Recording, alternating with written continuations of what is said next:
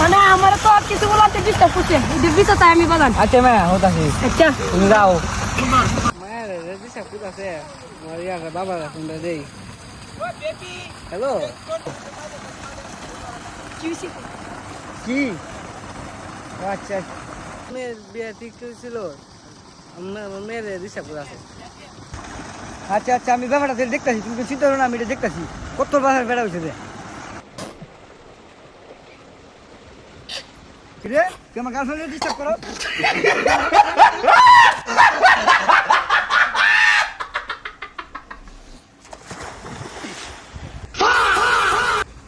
video বানানো ভালো